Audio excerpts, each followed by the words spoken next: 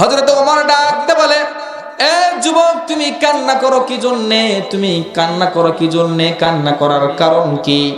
তোমার কি সমস্যা হয়েছে তুমি বলো, তুমি কান্না করো কি জন্যে? ওই যুবক ডাকতে বলে, আমি এমন গুনাহ করেছি, এমন পাপ করেছি, যেই পাপের কথা আমি বলতে পারবো না। আমি যে পাপ করেছি আমার মনে হয় আল্লাহ তাআলা আমাকে ক্ষমা করবে না। বলো কি পাপ করেছ? যুবক বলে, না না, আমি আপনাকে বলতে পারবো না। তাহলে চলো নবীর কাছে তোমাকে নিয়ে যাই, নবীর কাছে তুমি যাই, তোমার কথা বলবা তুমি কি গুনাহ করেছ। নবীর কাছে ওমর ফারুক ওই যুবককে যখন নিয়ে গেলেন, যাওয়ার পরে বললেন, এ যুবক, বলো তুমি কি গুনাহ করেছ, যেই গুনার কারণে তুমি অনুতপ্ত হয়ে গেছো, যেই গুনার কারণে তুমি হু হু করে কান্না করো, বলো তুমি কি গুনাহ করেছ। যুবক ডাক দিয়ে বলে, আমি একজন কাফন চোর। বলেন কি চোর? কাফন চোর বোঝেন? কবরের কি? কাফনের কাপড় চুরি করে। আমি একজন কাফন চোর, আমি কাফন চুরি করি, এটা আমার পেশা। কিন্তু আরবের মধ্যে একজন নারীকে দু একদিনের মধ্যে তাকে দাফন করা হয় কবরের মধ্যে।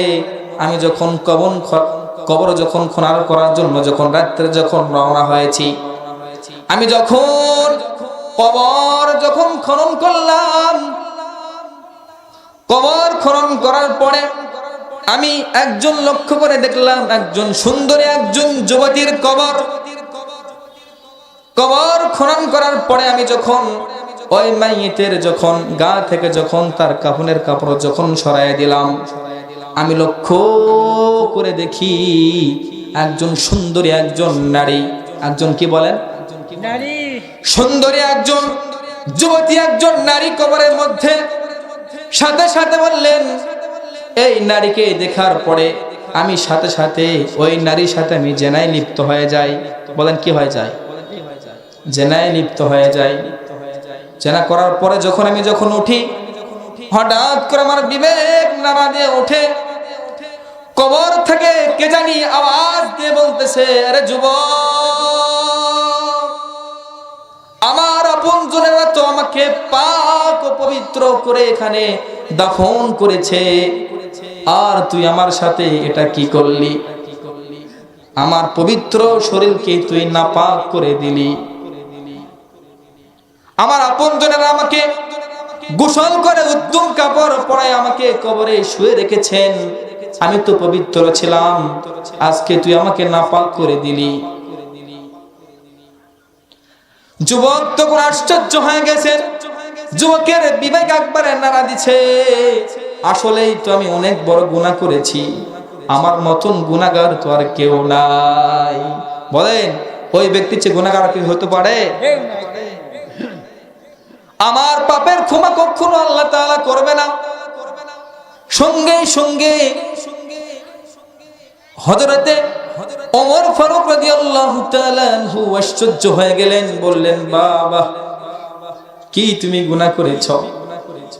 এই গুনাহ তো কোনো ক্ষমা হবে না। নবীও বলেন, তুমি এত পরিমাণ খারাপি করেছ, গুনাহ করেছ, জিনা করেছ একজন মাইয়িত মৃত একজন নারীর সাথে, আল্লাহ তোমাকে ক্ষমা করবে না। যুবক আরো হাউমাউ করে কান্না করে, হায় হায়, আমার কি হয়ে যাবে? আমি নবীজির কাছেও যাই, আমি রেহাই পেলাম না।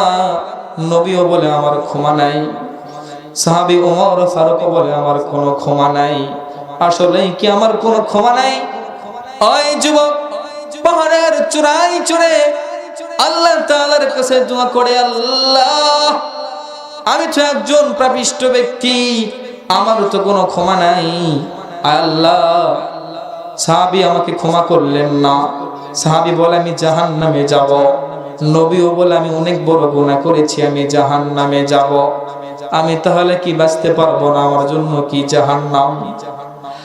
এই যুবক পাহাড়ের চূড়ায় চড়ে একদিন নয়, 2 দিন নয়, সব সময় 40 দিন পর্যন্ত আল্লাহ তাআলার কাছে এত দোয়া করে চোখের পানি বেয়ে বেয়ে পড়ে যায় আর আল্লাহ তাআলার কাছে দোয়া করে, হে মালিক, আপনি ছাড়া আমার মাফ করা, আমাকে কেউ মাফ করতে পারবে না। সাথে সাথে রব্বুল আলামিন তার তওবাকে, তার দোয়াকে কবুল করে নিয়েছেন। জিবরাইল আলাইহিস সালাতু ওয়াস সালামের মাধ্যম দিয়ে বলে দিলেন, যাও যাও জিবরাইল, তুমি নবীজির কাছে চলে যাও।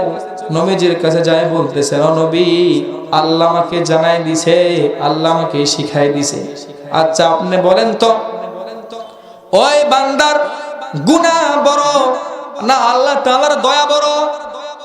দয়া বড়। আপনারা বলেন।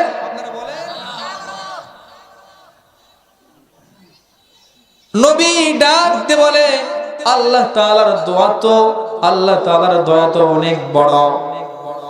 আচ্ছা বলো, ওই বান্দাকে কে সৃষ্টি করেছেন? আল্লাহ।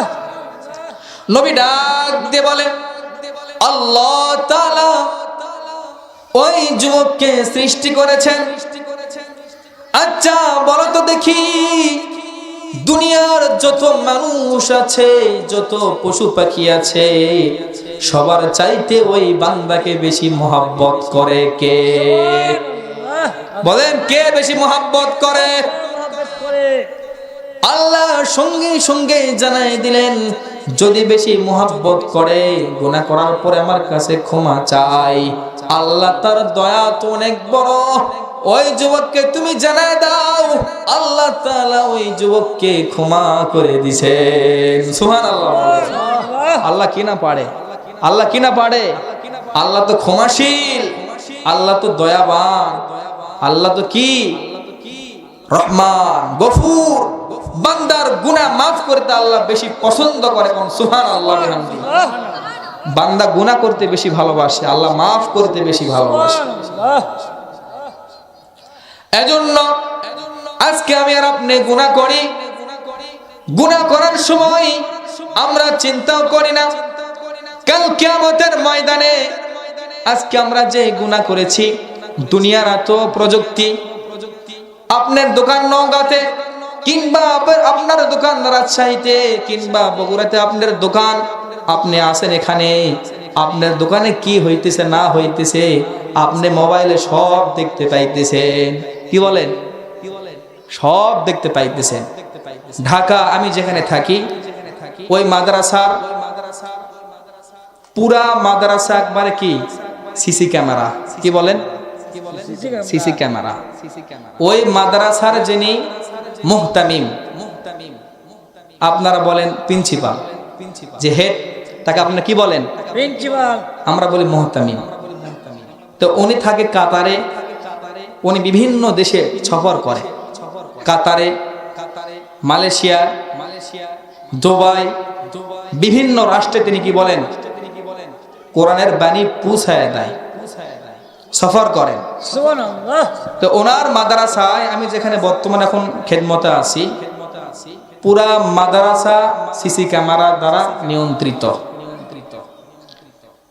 বাংলাদেশে ঢাকাতে ওনার মাদ্রাসা, আর উনি একবারে মালয়েশিয়া থেকে দেখতেছেন বাচ্চারা কি করে, উস্তাদেরা কি করে, মাদ্রাসায় ঠিক মতো ক্লাস চলে কি চলে না, সব কিছু তিনি ওখান থেকে দেখতেছেন।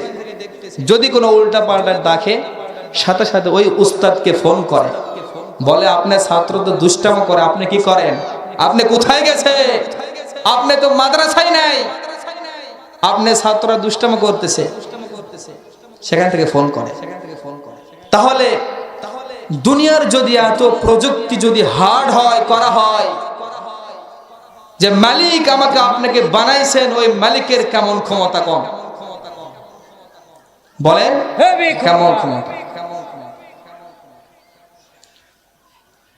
কিয়ামতের ময়দানে আল্লাহ পাক রব্বুল আলামিন কুরআনুল কারীমের মধ্যে বলেন, আল ইয়াউমা নাখতিমু আলা আফওয়াহিহিম ওয়া তুকাল্লিমুনা আইদিহিম ওয়া তাশহাদু আরজুলুহুম বিমা কানু ইয়াহতাসিবুন।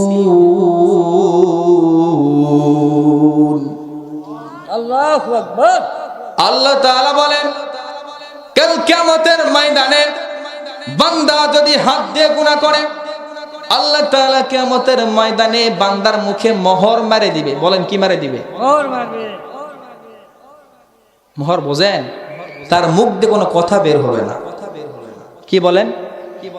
তার মুখ দিয়ে কোনো কথা বের হবে না। আল্লাহ পাক বলবেন ওর মুখে যখন মোহর মেরে দিবেন, হাত তখন হাতের জবান খুলে যাবে। হাত তখন আল্লাহ তাআলাকে বলবে আয় আল্লাহ, এই হাতের মালিক তো আপনি আল্লাহ। এই বান্দার মাঝে আপনি আমানত স্বরূপ দিয়েছিলেন, আমানত স্বরূপ আপনি তাকে হাত দিয়েছিলেন। হাতের মালিক তো আপনি। আয় আল্লাহ, এই হাত দ্বারা এই ব্যক্তি গুনাহ করেছে, এই হাত দ্বারা অমুক গুনাহ করেছে, ওই গুনাহ করেছে, সেই গুনাহ করেছে। হাত সকল আপনার বিপক্ষে সাক্ষী দিবে। পার জবান খুলে যাবে, পা সাক্ষী দিবে আয় আল্লাহ, আমাকে তো আপনি এই বান্দার মাঝে আমানত স্বরূপ দিয়েছিলেন। আয় আল্লাহ, এই পা দ্বারা খারাপ কাজে তিনি অগ্রসর হয়েছেন, অন্যায়ের দিকে ধাপিত হয়েছেন। অন্যায় কাজে পা দ্বারা তিনি এই পাকে পরিচালিত করেছেন। আল্লাহ বলবেন আয়া বান্দা, আমি তোমাকে পা দিয়েছি এগুলো খারাপ কাজ করার জন্য না ভালো কাজ করার জন্য? বলেন তো। ভালো কাজ করার জন্য। আচ্ছা আপনারা বলেন, এই হাত, এই পা, এই চক্ষু এগুলো কার দান? বলেন। আল্লাহ। তাহলে এগুলো আল্লাহর না? আমাদেরকে আল্লাহ তাআলা দিয়েছে আমানত স্বরূপ। এক্ষুনি আপনি অ্যাক্সিডেন্ট হয়ে গেলেন, হাত ভেঙে গেল, ঠিক করতে পারবেন? আপনি যাচ্ছেন রোড অ্যাক্সিডেন্ট, আপনার হাত পিষে গেছে, আপনি কি হাত বানায় নিতে পারবেন? না। পারবেন না। তাহলে সম্পূর্ণ আল্লাহ তাআলার কি এগুলো বলেন আমানত। আল্লাহ তাআলা আমাকে আপনাকে দিয়েছে এগুলো রক্ষা করার জন্য। হাত কি জন্য দিয়েছে আল্লাহ তাআলা? চিন্তার বিষয়। চোখ কি জন্য দিয়েছে আল্লাহ তাআলা? পা আপনাকে আল্লাহ তাআলা কি জন্য দিয়েছে? হ্যাঁ বলেন। মারামারি করার জন্য? বলেন। মানুষকে লাথি মারার জন্য পা দিয়েছে? না। আল্লাহ রাব্বুল আলামিন বান্দাকে হাত দিয়েছে, এই হাত দ্বারা ভালো কাজ করবে, মানুষকে হাতের দ্বারা সহযোগিতা করবে, হাতের দ্বারা মানুষকে সহযোগিতা করবে, হাত দ্বারা কোরআনুল কারীমের পাতা উল্টে উল্টে পড়বে, পা দ্বারা আল্লাহর ঘর মসজিদে হেঁটে হেঁটে যাবে, দ্বীনি জলসায় কোরআন ও হাদিসের মজমায় এই পা দ্বারা হাঁটি হাঁটি পা পা করে কোরআনুল কারীমের মজমায় বসে যাবে। এজন্য ভালো ভালো কাজ করার জন্য আল্লাহ রাব্বুল আলামিন এই বান্দাকে হাত পা দিয়েছেন। কোন সুবহানাল্লাহ। তারপর আমরা আল্লাহ তাআলার নিয়ামতের শুকরিয়া আদায় করি না, ঠিক কি না বলেন? আল্লাহ তাআলার নাফরমানি করি যে আল্লাহ এত সুন্দর করে বানিয়েছেন, আল্লাহ তাআলা আপনাকে এত সুন্দর চেহারা দ্বারা বানাইছেন, হাত পা দ্বারা বানাইছেন, এত সুন্দর আকৃতি দিয়ে আপনাকে বানাইছেন। আল্লাহ তাআলা আপনাকে কত সুস্থ রেখেছেন। এগুলোর নিয়ামতের শুকরিয়া সারা জীবন আপনি আদায় করলেও এগুলো নিয়ামতের শুকরিয়া আদায় করা যাবে কি? যাবে বলেন? যাবে না। এজন্য সম্মানিত উপস্থিতি, আমরা এগুলো করব না। যেরকম দুনিয়ার প্রযুক্তি এত হার্ড, এত কড়া, মানুষকে নজরদারি করে এক দেশ থেকে অপর দেশে, আল্লাহ তাআলার ক্যামেরা কি কম আছে নাকি? আল্লাহ সব কিছু দেখতেছেন, সব জানতেছেন। তিনি কি শূন্যওয়ালা? কি তিনি সব কিছু জানেন? বান্দার অন্তরের খবরও তিনি কি বলেন? সব জানে। এজন্য গুনাহ করার সময় চিন্তা করা দরকার, আমি যে গুনাহ করতেছি দুনিয়ার কোন মানুষ দেখতেছে না, আসমানের মালিক একজন। কে তিনি বলেন? জোরে বলেন না, কে তিনি বলেন? ওই আল্লাহ সবকিছু দেখতেছেন। তাহলে এই গুনাহগুলি করা যাবে না। এগুলো অন্যায় কাজ, এগুলো নাফরমানি কাজ, এগুলো করা কি যাবে না। এগুলো থেকে দূরে থাকতে হবে, ঠিক কিনা বলেন? ঠিক ঠিক। আজকে বাংলাদেশে ওয়াজ নসিহত কম হয় কি হয় না বলেন? কথা বলেন না, কম হয় কি হয় না? অনেক বেশি হয়। কি বলেন? আপনাদের মাঠে ওয়াজ হইল, এখানে ওয়াজ হইতেছে, মোবাইলের মধ্যে আপনি দেখবেন কত ওয়াজ হচ্ছে, কত ওয়াজ শুনতেছি, কিন্তু ফজরের সময় দেখা যায় মাত্র হাফ কাতার। ঠিক কিনা বলেন? ঠিক ঠিক ঠিক। মাঠ ভর্তি মানুষ, এত মানুষ মাহফিলের প্যান্ডেলে, ফজরের সময় দেখা যায় দেড় কাতার, এক কাতার, তাই সাইডে ফাঁকা থাকে। ঠিক কিনা বলেন? ঠিক ঠিক। থাকে না বাবা? হ্যাঁ ঠিক। এত ওয়াজ নসিহত, তারপর মানুষের মধ্যে কোনো কি পার্থক্য নাই? কি নাই? পরিবর্তন নাই মানুষের মধ্যে। মানুষের মধ্যে কোনো পরিবর্তন আছে? না। যতই দিন যাচ্ছে মানুষ আরো খারাপের দিকেই ধাবিত হচ্ছে। ঠিক কিনা বলেন? হ্যাঁ ঠিক ঠিক। যতই দিন যাচ্ছে মানুষ আরো খারাপের দিকে অগ্রসর হচ্ছে। ঠিক কিনা বলেন? ঠিক ঠিক। এই জন্য সাহাবায়ে কেরামরা শুনতেন কম, আমল করতেন বেশি। কি বলেন? শুনতেন কম, কি আমল করতেন বেশি। তারা শোনেন কম, আমল করে কি বলেন বেশি। আমরা শুনি বেশি, আমল করি খুবই কম।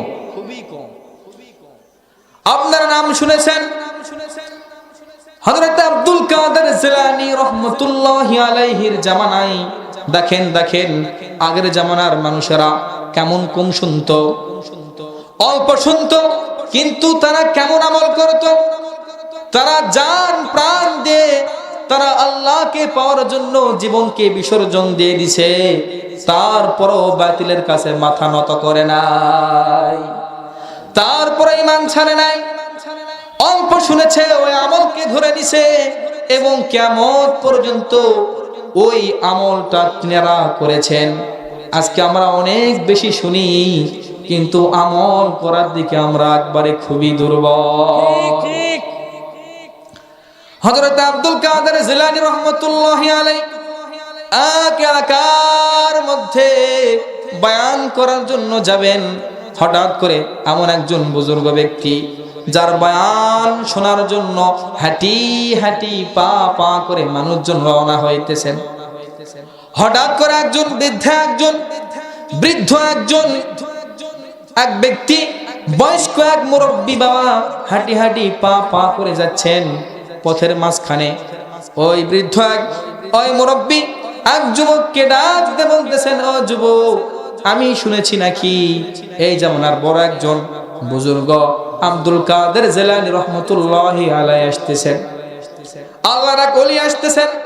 কোন জায়গায় আসতেছেন? ডাক দিয়ে বলে, ওই যে সামনে গ্রাম, ওখানেই সেই আল্লাহর ওলি আসতেছেন। ওই যুবক ডাক দিয়ে বলে, মুরব্বী, আপনাকে দেখার পরে মনে হলো আপনি এই গ্রামের না, আপনাকে অপরিচিত মনে হচ্ছে, আপনার বাসা কোথায়?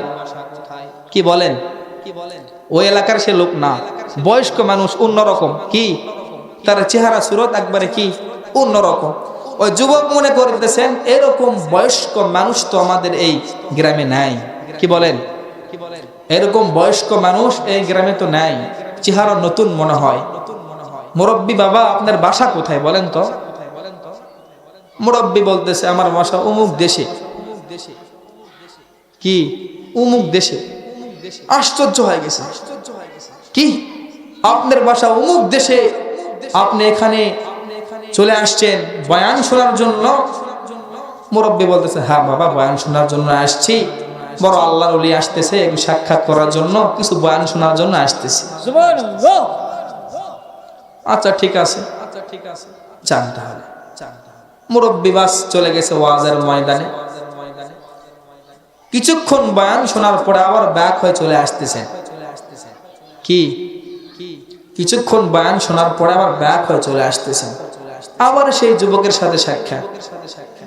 বলতেছেন, মুরব্বী, আপনি কিছুক্ষণ আগে গেলেন, আবার চলে আসতেছেন, কারণটা কি? হুজুরের বয়ান কি আপনার পছন্দ হয় নাই? আপনি কেন চলে আসতেছেন? মুরব্বী বাবা, এত দূর থেকে আপনি এসেছেন, আপনি একটু তৃপ্তি সহকারে হুজুরের বয়ান শুনবেন, একটু আসুদা মতো হুজুরের বয়ান শুনবেন, একটু দিল দিয়ে শুনবেন, কিছুক্ষণ দেরি করবেন, না হলে আপনি বিশ্রাম করবেন। কারণ আপনি এইমাত্র আসলেন, কিছুক্ষণ পর আপনি চলে যাচ্ছেন। আপনার কি বয়ান পছন্দ হয় নাই, না আপনার কি পরিবেশ পছন্দ হয় নাই, না আপনার কি সমস্যা হয়েছে, আমাকে যদি আপনি একটু বলতেন। ওই মুরব্বি ডাক দিয়ে বলে, এ যুবক, ও বাবা, আমার বয়স তো অনেক বেশি হয়ে গেছে, আমি তো বেশি কথা মনে রাখতেও পারি না, বেশিক্ষণ বসে থাকতেও পারি না। কিন্তু হযরত বয়ান করতে করতে এমন একটি বয়ান করেছে, আমি সব বয়ান ছেড়ে দিছি, একটি বয়ান আমি ধরেছি। আমি মনে মনে নিয়ত করেছি, আমি এই একটি কথার উপরে আমি আমল করব, আমি একটি কথা মেনে চলব। যুবক বলে, মুরব্বি, কেমন আপনি কথা শুনেছেন? কি এমন আপনি কথা শুনেছেন যেই কথার উপরে আপনি আমল করতে রাজি হয়ে যাচ্ছেন? আপনি কি এমন কথা শুনেছেন? একটু যদি আমাকে একটু কষ্ট করে বলতেন। মুরব্বি বাবা ডাক দিয়ে বলে, হযরত বয়ান করতে করতে হযরত বলেছেন, বাবারে, দুনিয়ার যত গুনাহ আছে, ছোট বড় সমস্ত গুনাহকে তোমরা ছেড়ে দিয়ে দাও, আর ছোট থেকে ছোট একটি আমল হয়ে গেলে সে আমল করার জন্য তুমি প্রস্তুত হয়ে যাও। আমল করো, বেশি বেশি আমল করো, ছোট আমল তুমি বাদ দিবা না। আমি মুরব্বি মনে মনে চিন্তা করলাম, আজ থেকে আমার জীবনের যত নেক নেক আমল আছে, যত আমল করলে, যত আমল আছে ছোট থেকে ছোট, সমস্ত আমল আমি ধরে নিলাম, এগুলো আমি আমল করব। সুবহানাল্লাহ। আর আজ থেকে যত গুনাহ আছে, ছোট গুনাহ কিংবা বড় গুনাহ, সমস্ত গুনাহ আমি ছেড়ে দিব। বলেন সুবহানাল্লাহ বিহামদিহি। আচ্ছা বলেন, আমরা তো ওয়াজ নসিহত করি, এর কারণটা কি বলেন? গুনাহ কি ছাড়তে হবে, নেকের আমল ধরতে হবে, একটাই তো উদ্দেশ্য, ঠিক কি না বলেন? একটাই উদ্দেশ্য, গুনাহ ছাড়তে হবে, গুনাহ ছাড়তে হবে, নেক কাজ ছোট হলেও সেটা কি বলেন ধরতে হবে। আজকে আমরা গুনাহ যেদিকে আমরা ওদিকে, ঠিক কি না বলেন? ঠিক ঠিক। আর নামাজ তো ফরজ, হুজুরেরা বারবার বলে নামাজ পড়েন, নামাজ পড়েন, নামাজ পড়েন। নামাজ কি বলেন? বেহেশতের কি বলেন? নামাজ হচ্ছে বেহেশতের চাবি। এই ওয়াজ হুজুরা কম করে, কম করে। প্রত্যেক ওয়াজ, প্রত্যেকটি খতিব সাহেব নামাজের মাধ্যমে কিংবা খুতবার আগে জুমার দিনে বল, বাবারা নামাজে আসেন, নামাজে আসেন, নামাজে আসেন, বলে না বাবা? তারপর আমরা যাই না। আবার কিছু মুসল্লি আছে, তারা নামাজ পড়ার জন্য যায়, যদি কিছুক্ষণ সময় উল্টা পাল্টা হয়, কম বেশি হয়, 5 মিনিট 10 মিনিট একটু দেরি হয়ে গেছে হুজুরের খুতবা দিতে, মানে আমরা অস্থির হয়ে যাই, মানে আমরা মনে করি যে এখানে কি জন্য আমি আসি, মানে ফাপর লাগে। কি লাগে বলেন? ফাপর লাগে। মানে বাড়াতে পারলে এত শান্তি পাইতাম। এ হুজুর ছাড়ে না কি জন্যে, সময় মতো আসে না, কি ওয়াজও ছাড়ে না, একটু দেরি হলে আমরা এরকম কথা বলে থাকি, ঠিক কিনা বলেন? ঠিক ঠিক ঠিক। আচ্ছা, আল্লাহর রাসূল কি বলেন? দুনিয়ার মধ্যে, আসমানের নিচে, জমিনের উপরে যত জায়গা আছে, আল্লাহ তাআলার কাছে সবচাইতে প্রিয় জায়গা মসজিদ। কোন সুবহানাল্লাহ। আর সবচাইতে খারাপ জায়গা হইতেছে বাজার। কোথায় বলেন? বাজারে। আমরা মনে দেরি করি না, দেরি করি বাবা। এক কাপ চা নিয়ে মুরব্বি আসরের সময় চলে আসছে বাজারে, ওই এক কাপ চা দিয়ে সে একবারে রাত 10টা পর্যন্ত পার করে দেয়। এমন মুরব্বি আমাদের সমাজে আছে না নাই? এক কাপ চালে বসছে আসরের সময়, 10টা বাজে, মুরব্বির খবরই নাই, উঠেই না মুরব্বি। মুরব্বি বলতেছে আরো কিছুক্ষণ চলুক। কি বলেন? আরো কিছুক্ষণ চলুক, অত ব্যস্ততা কিসে, কোনো টেনশন নেই, চলুক, সারা রাত চলবে। মুরব্বির খবরই নেই। এক কাপ চা দেখি ঘন্টা ঘন্টা সময় নষ্ট করে বাজারে। আর মসজিদ ঘর সর্বশ্রেষ্ঠ ঘর, সেখানে আমরা যাই খালি তরংবরং তরংবরং তরংবরং, হয় না এরকম? মানে ছটফট করে, যেরকম মাছ ধরার পরে ওই মাছ যখন একবারে কি পুকুর থেকে কিংবা বিল থেকে এরকম নদী থেকে উঠানোর পর একবারে ছটফট ছটফট করে না, এরকম ছটফট ছটফট করে। হুজুর ছাড়ে না কি জন্যে? সময় হয়নি। আবার আসতেছে মাহে রমজান মাস। কি মাস বলেন? মাহে রমজান। আপনার কথা বলেন না কেন? কি মাস বলেন বাবা? মাহে রমজান মাস। মাহে রমজান মাস আসতেছে। এই মাসে অনেক যুবক এবং অনেক মুরব্বীরা, বেশিরভাগ যুবকেরা, মুরব্বী মানুষ তো উঠা বসা করতে সমস্যা হয়ে থাকে, যুবকেরা খোঁজে এলাকার মধ্যে কোন হুজুরের স্পিরিট বেশি। কি বলেন? বুঝেন? কিসের স্পিরিট বেশি বলেন? তারাবির নামাজের স্পিরিট সবচাইতে বেশি কোন হুজুরের, ওটি যাওয়া লাগবে। কি বলেন? কি বলেন? যেখানে যে মসজিদে হুজুর একবারে 20 মিনিটে 20 রাকাত শেষ করতে পারে সেখানেই যাব। এরকম যুবক আছে না? আছে।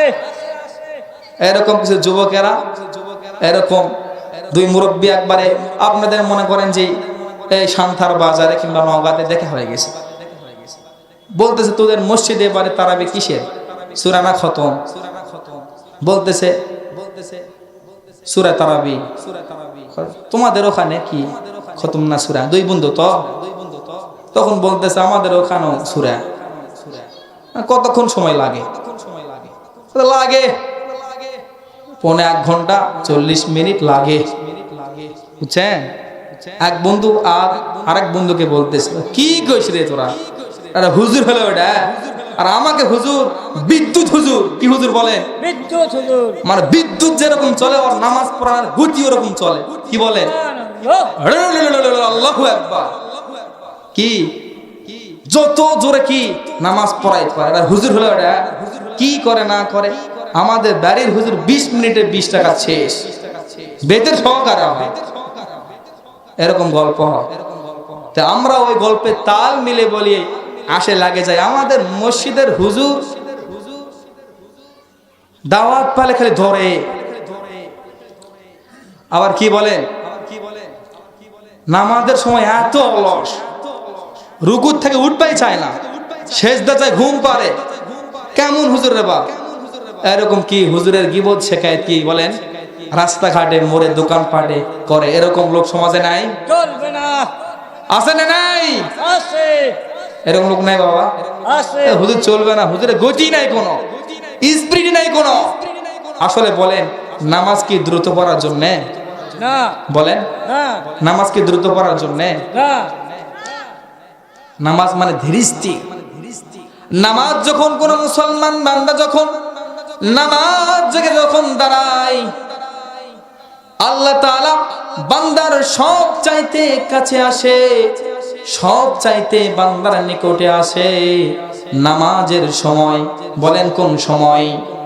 নামাজের সময় আল্লাহ তাআলা বান্দার সব চাইতে নিকটে থাকে। হাদিসে আসছে কোন বান্দা যখন নামাজ পড়বে তার ধ্যান, তার মনোযোগ এত পরিমাণ থাকবে যে আল্লাহ তাআলা আমাকে দেখতেছেন। কি বলে? আল্লাহ তাআলা আমাকে কি বলে? আমার সামনে আমাকে দেখতেছেন। আজকে আমাদের নামাজের কি নাই বলেন? গতি নাই। নামাজ তাড়াহুড়া করে পড়ে বাড়ি যায় শুয়ে থাকলে মনে হয় ভালো, কিংবা দোকান পাটে আসিয়া বাজে গীবত শিকায়েত করতে পারলেই মনে হয় ভালো। এরকম লোক সমাজে আছে না নাই? আছে। এই তো মাহে রমজান মাস আসতেছে। এই রমজান মাস কত গুরুত্বপূর্ণ মাস। এই মাসের কত ফজিলত। এই মাসে দেখবেন অনেক মুরব্বী বাবা, অনেক যুবকেরা আছে। ঢাকাতে, পুরান ঢাকায় বেশি পাওয়া যায়। এক ব্যক্তি বলতেছে এমনি তো রোজা না এক গুনাহ করেছি, যদি ইফতারে না শরীক হয়ে আরো গুনাহ করব। কি বলেন? এমনি তো রোজা নাই, গুনাহ করেছি, যদি ইফতার না খায় আবার ডবল গুনাহ হবে। যাই হোক, বেশি গুনাহ করা যাবে না, রোজা নাই না থাকি ইফতার করাই লাগবে। কি বলেন? ঠিক। রোজা নাই না থাকি ইফতার করাই লাগবে, সারা ডবল গুনাহ হয়ে যাবে। এরকম আছে না নাই? ঠিক। এই রমজান মাস আমি এই রোজার প্রতিদান আমি বান্দাকে নিজ হাতে দিব। সুবহানাল্লাহ। রোজা ওই কিছু সংখ্যক মানুষ আমরা আছি, আমরা নামাজ পড়ি মানুষকে খুশি করার জন্য। এরকম মানুষ আছে না নাই? আছে। এমন এক জায়গায় আপনি গেছেন কিংবা শ্বশুর বাড়িতে আপনি গেছেন, নামাজ না পড়লে মানুষ বলবে কি জামাই নামাজ পড়ে না। মান সম্মান রক্ষার জন্য নামাজ আপনি দাঁড়ান, ঠিক ঠিক। দান না করলে মানুষ বলবে কি এত ধন সম্পদ দিছে আল্লাহ তাআলা, এই কৃপণ দান করে না। এমন লোক আছে মানুষ দেখানোর জন্য দান করে, এরকম লোক সমাজে আছে না নাই? আবার কিছু লোক আছেন যারা হজ করে মানুষ দেখানোর জন্য, যদি হজ না করি মানুষ বলবে কি এত টাকার সম্পদের মালিক, হজ করে না, এই বখিল মার্কা লোক। এজন্য মানুষ দেখানোর জন্যই অনেক মানুষ হজ করে থাকে, কিন্তু একমাত্র রোজা যেটা বান্দা আল্লাহকে রাজি খুশির করার জন্যই করেন, ঠিক কিনা বলেন? ঠিক ঠিক। বান্দা সারাদিন রোজা রাখে, রোজা রাখার পরে এমন মানুষ তো থাকতে পারে, আমি যদি বাড়িতে খানা পিনা করে আসি মানুষের সামনে বলি আমি রোজা আছে রোজা আছি, কোন মানুষ কি বুঝতে পারবে? বুঝতে পারবে না। তারপর ইমানদার যারা বান্দা তারা এই কাজ করে কি করে না? করে কখনোই তারা করে না। আল্লাহকে যারা রাজি খুশি করার জন্য রোজা রাখে, এজন্য আল্লাহ বলতেছেন আমি বান্দা এই রোজার প্রতিদান ওই বান্দাকে নিজ হাতে দান করব। সুবহানাল্লাহ। তারপরে ইমানদার ব্যক্তি না খায় থাকে, আমার আজান হওয়া এক মুহূর্তে আমাদের সামনে কত রকম আইটেমের খাবার থাকে, কত সুন্দর সুন্দর খাবার থাকে, ফলমূল থাকে। তারপর বান্দা এখনো 20 মিনিট সময়, বান্দা তো পারে আমি এখান থেকে খাবার পান করি, খাবার খাই, কেউ তো দেখতে পারবে না। তারপর কোনো ইমানদার ব্যক্তি কি খায় নাকি? খায় বাবা? না। আল্লাহ তাআলা ওই দৃশ্যটি এত পছন্দ করেন, আল্লাহ পাক রব্বুল আলামিন ফেরেশতাদেরকে ডাক দিয়ে বলে, ও ফেরেশতা, এগুলো মানুষকে তোমরা, আমি যখন মানুষ সৃষ্টি করি তোমরা বাধা হয়েছিলে, আজকে দেখো দেখো আমার বান্দা খাবার সামনে আছে, হাতও তার ঠিক আছে, তারপরেও তারা খাবার মুখে দেয় না। কি জন্য খাবার মুখে দেয় না? তুমি একটু শুনে আসো, দেখে আসো, জেনে আসো। ফেরেশতারা ডাকে, বারবার দেখতেছে ওই বান্দা শুধু ঘড়ি দেখে, টাইম দেখে, খাবার নে দোয়া করে ইয়া ওয়াসিয়াল ফাদলি ইগফিরলি, কিন্তু খাবার কেন মুখে দেয় না? সঙ্গে সঙ্গে ফেরেশতারা আল্লাহ তাআলার কাছে বলে, আল্লাহ তারা খাবার মুখে দেয় না, এজন্য দেয় না কারণ আপনার পবিত্র নাম যখন তারা শুনবে, আপনার পবিত্র নাম আল্লাহু আকবার, আল্লাহু আকবার, আল্লাহ আপনি সবচেয়ে বড়, আল্লাহ আপনি মহান, এই ধ্বনি যখন শুনবে তখন তারা এই ইফতার মুখে নিবে। সুবহানাল্লাহ বলে সুযোগ থাকে না এরকম বাবা। তারপর মানুষ খায় খায় না। এই জন্য সামনে রমজান মাস, রমজান মাস আসতেছে, রমজান মাসের প্রস্তুতি আছে, আছে না নাই বলেন? আছে। এত সুন্দর বরকতময় আমরা মাস পেয়েছি, এই মাসকে পাওয়ার জন্য আল্লাহ রাসূল সাল্লাল্লাহু আলাইহি ওয়াসাল্লাম 2 মাস আগে থেকে দোয়া করে দেন, ঠিক কি না? আগে বলেন ঠিক ঠিক।